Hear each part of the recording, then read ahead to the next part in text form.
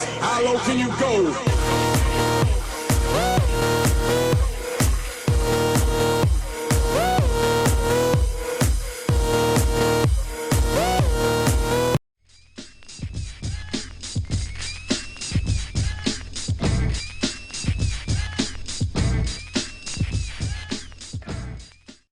What is up? It's your girl. Another real life episode because it's no longer part-time custodian because I'm not a part-time custodian.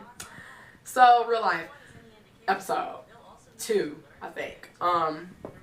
College has become a safety net / disaster all in one. Okay, because it really is 50-50. It can work out and it can be a complete disaster. You never know. Okay, because on one side of the coin, you need an education in order to even apply to a job. That doesn't mean you're going to be accepted, but in order for you to apply to a job, you need some type of certificate, diploma, degree, you need something. Okay, and that's like the degree, certificate, diploma is kind of like your ticket into the door, not necessarily into the position or the office, but just to get in the door. Okay, and college has become a safety zone because for a lot of us, it's like we see that the economy is shitty. So what we do is we get degrees. So you get your associates, that was 2 years. You look at the economy, nobody's really hiring. So you go back to get your bachelor's to wait out another 2 years. And then while you're in school, you have the opportunities of getting grants, scholarships, student loan debt, and whatnot to kind of live off of that money while you're in college.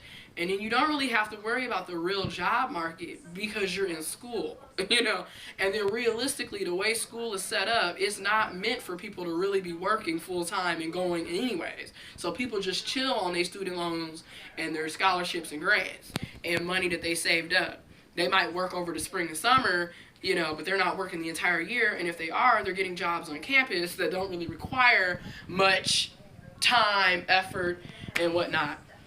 So say you get your bachelor's degree and you look at your economy and it's still not looking that well. Well, guess what? You're going for your master's now, and then some of us are going for PhDs because people are waiting out the economy. Now, yes, you are probably racking up massive amounts of student loan debt.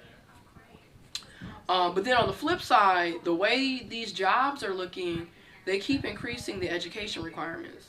So what we're seeing this already, where it says master's preferred already on jobs. So a bachelor's don't mean shh in some cases.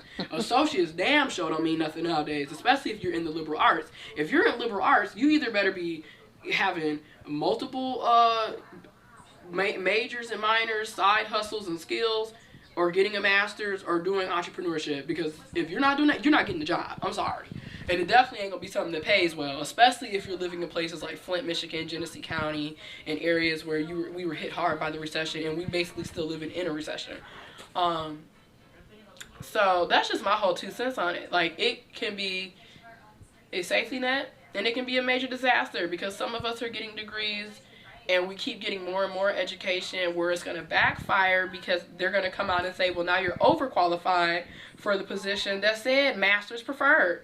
So that's another issue. When you get a PhD, a lot of times you need to kind of stick doing entrepreneurship or in the academic world where you're writing articles and doing presentations and seminars and being a professor, because it's going to be hard for you to get a job with a PhD because nobody wants to pay you what you're worth, and now you're overqualified. That's happening to a lot of people. But that's what I mean by it's a double standard. You really are gambling. It really is a gamble. It is a lottery. It's not something that's destined or guaranteed. So you're going to have to get out here and hustle and bustle. A lot of us, like me, I shoot videos, I edit videos. I know how to edit, use different programs. I'm very talkative. I'm creative. I have an entrepreneur mindset. I like to read. I like to write papers and research. So I'm pursuing my master's now, but you have to use all of your skills to get where you want to get to. This whole idea that you're going to go to school, get a degree, and have a good paying job, that is just a big facade for the most part. It don't happen that way. But anyways, Gia here from Gia's World, just giving you some tips, some hints, some advice. Deuces.